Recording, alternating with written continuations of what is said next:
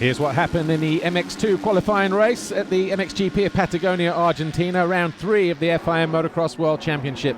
Jago Geerts got a flying start, but so too did Tom Vialle, who took the lead going into turn 2. He was closely shadowed by the Belgian, though, who found his way back past the Frenchman at the first opportunity. At that point, Jago Geerts led from Vialle, but inside of that turn, Kevin Horgmo moved into third and then quickly into second with a pass, top of your screen, on Tom Vialle. He then went after the Belgian Jago Geerts, but before the end of the lap, the number 24 on the F&H Kawasaki folded the front. Vialle lucky to avoid him. And then a fast-starting Gianluca Facchetti also found himself getting passed on several occasions, eventually coming home in 10th place. Andrea Adamo caught the rear wheel of the wild back end of Facchetti, whilst in 7th place he would not finish the race.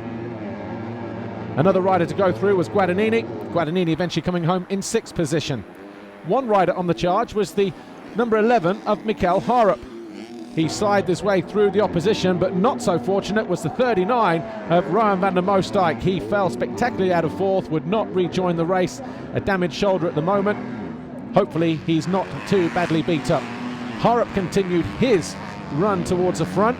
That pass on Langenfelder put him into 4th place, but it was Jago Geerts who took back-to-back pole positions after taking the qualifying race win in Lombardia last time out. Vialle 2nd, De Wolf 3rd, and Harup 4th. And rounding out the top 8, Langenfelder was in 5th, Guadagnini, Isaac Gifting, and Stefan Rubini.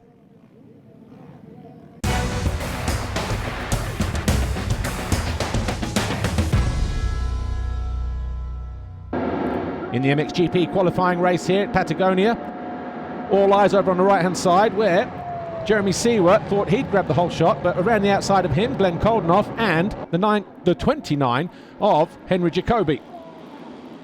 Jacobi there in yellow. He then got unseated coming out of this turn here, lost a few positions, lucky to stay up.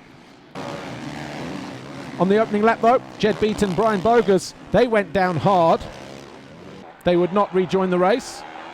Tim Geiser, who was in 2nd position, found himself getting caught there. He had a problem with the machine. Jeremy Seward went through, and then he was a sitting target. Several riders found their way through, including the 61 of Jorge Prado. Geiser would eventually come home in 7th after also being passed by Maxime Renault on the 959. The battle for the lead then between Koldenoff and Seward, who found his way alongside and passed Koldenoff. This was on lap 10. And all the while, Pauls Jonas was closing in, and by the end of this straight, Jonas also snuck up the inside of the Dutchman.